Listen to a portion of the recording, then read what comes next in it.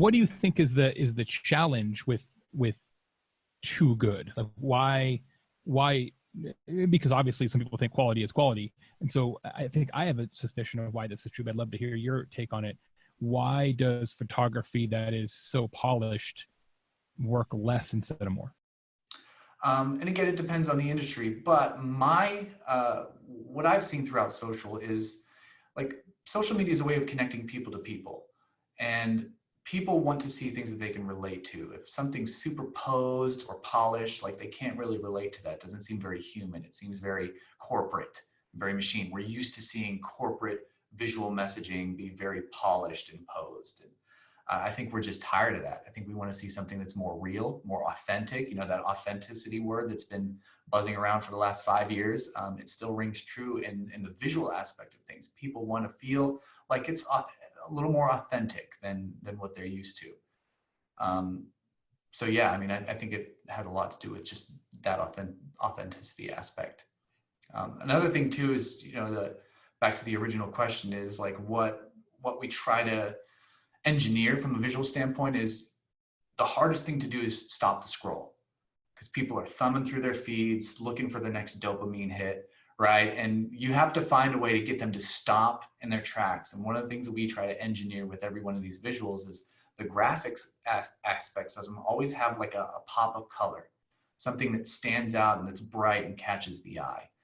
Because at the end of the day, you know, humans, we have evolved to the point where our visual senses, they're highly attuned to, you know, things that are out of the ordinary and things that are out of place. And so, you know, that's one element that we try to incorporate in every graphic, something that kind of pops and catches the attention, even if it's the slightest hint of color or shape, or something abnormal.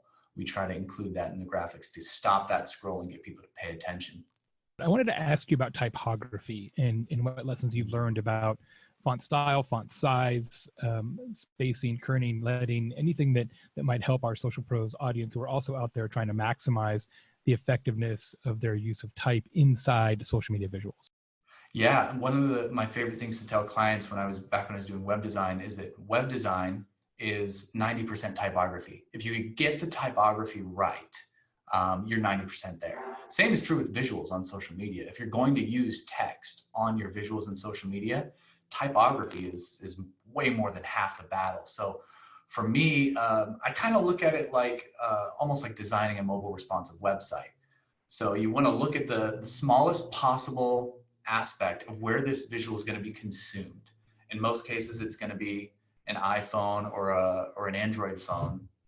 And try to imagine like what that actually looks like in the person's hand. So they're going to be about 12 inches away, hopefully, or more. How small is that text going to be? Is it going to be legible? So for me, one of the rules that we use is we typically don't have text that is smaller than 20-point font. That's kind of like our starting point for graphics. And general rule of thumb is the smaller it is, the more space, the more kerning you need between characters. So just keep that in mind. You know, you really have to put yourself in the position of the consumer and really just imagine, is this going to be 100% legible? Do the images that you create in the packs at SoVisual.co, are those also compliant for paid? So do they comply with the 20% rule and you know, not a whole bunch of text on top of the images, or is that circumstantial? I think it's circumstantial. We try to create for organic, because again, going back to our target audience, who's, you know, the everyday social media manager, most of these people are going to be using these packs for organic reach. If they want to use it for paid social, obviously the Photoshop packs are a little bit more, and they can always use the blank version of the image that has no text on it. And in my experience anyways, you know, the paid side of things, blank images tend to do a little bit better anyways, slightly in some cases, but I try to avoid all text on paid social, except of course in the case of like an Instagram story or something like that. My question for you is, at least in your experience with agencies, is it the chicken or the egg here? Is it the visual that kind of comes first, or is it the text? So in the agency parlance, Is it the art director who kind of has an idea for an interesting social media campaign, or is it the copywriter? I'm curious kind of what your thoughts are, and at least even how you as a graphic designer kind of work in this process as well. Yeah, so this will probably be a surprising answer coming from a graphic designer, but I really think it starts with the copy. It starts with the message. What message do you want to communicate? And you may not have the fully written message in your head, but you have to have the message at least first before you start on a visual, because the visual has to communicate that message. And so the agency that I formerly worked for, I was a social media manager for, eventually became the director of marketing, and then oversaw QA. We had upwards of 450 clients, and most of them mom and pops. They were the lawyers, the plumbers, those everyday sexy brands. And we always started with the copy. We started with the message. What was the message going to be for this client on this account this day? And then the visuals sort of sprung from there. And they kind of have to. I can't imagine a